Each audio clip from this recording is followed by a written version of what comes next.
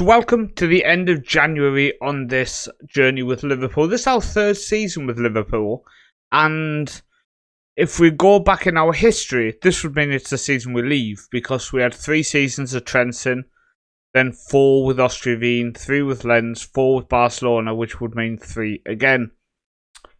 Don't think we're going to leave, because I'm desperate to fix this absolutely shambolic, broken team that is Liverpool.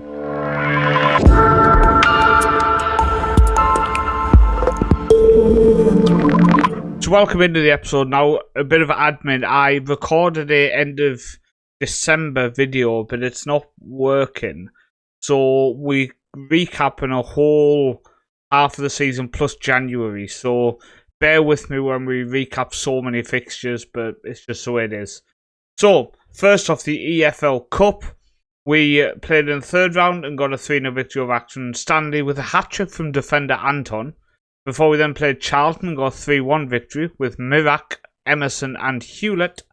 We then played Sheffield United in the quarterfinals and got a 3-0 victory with Crawford and Roberts on the score sheet. Before coming up against Arsenal in the semi-final, unfortunately we've lost the first leg 3-0, so I might end up just putting a weakened side out against them in the second leg. So moving on to the Champions League then. So, the league phase started with Galatasaray at home, where we got a 0-0 draw before a 1-1 against Man City away. Simmons, our defender, on the score sheet, before 1-1 away to Leverkusen with Roberts on the score sheet. So it's only having 3 points from 3 games.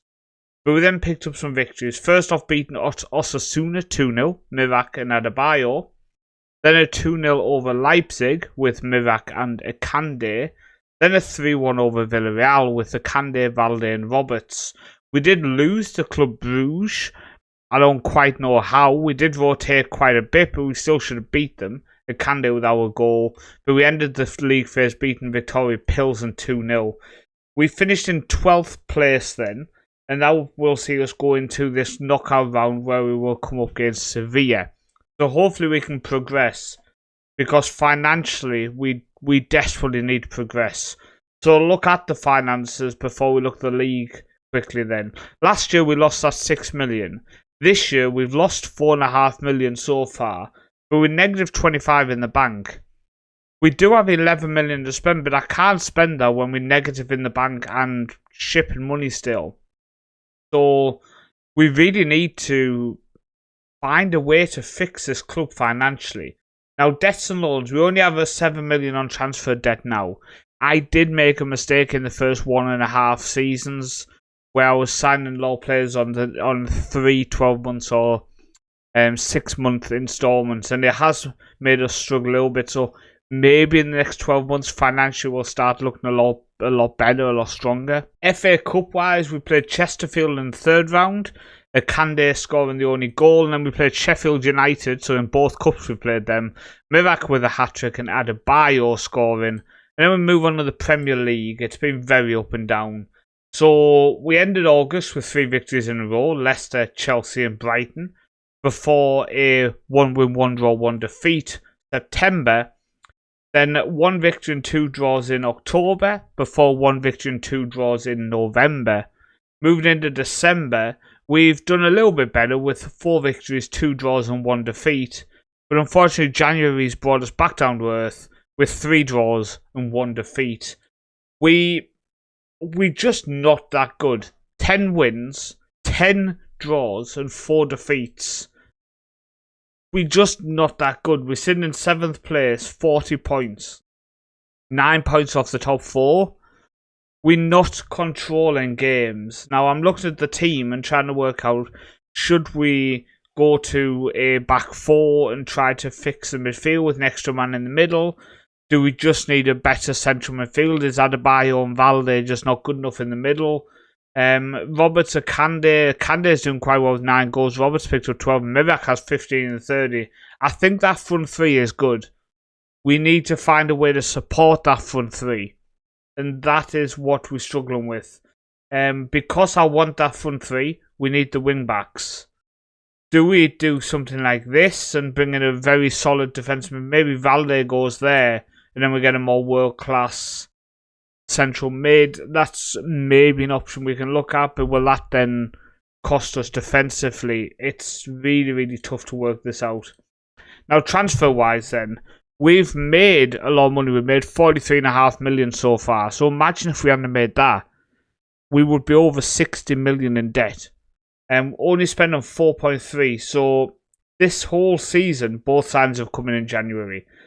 Bustos, who we agreed quite a while ago, come in central defence. 18-year-old Argentine, 6'5" central defender. Hopefully can develop quite well. And then a new backup left wing back, who I think is really, really good. I wasn't planning on signing him. I didn't really want to spend any money. But this guy looks really, really good. So we've had to bring him in. 3.6 million, 18 years old. He looks insane. So I'm interested how he's going to develop. In terms of the outs, so we end up selling Recondo to Sunderland, one of our backup central midfielders from the youth team. So he's gone for $1 million. Laws went for 6.5 million. Now he never really did it for us, did he? 12 games, 2 goals. So we did make profit on him anyway, selling him on. Ruhan has gone to West Ham. Came through the academy, so that's 13.5 million pure profit. And then we have a few youngsters in. Godfrey and Simpson have gone. Vieira's gone out on loan. And Anton, who we signed from Luton, I think, did we make profit on him or no? We've actually lost 100k on him.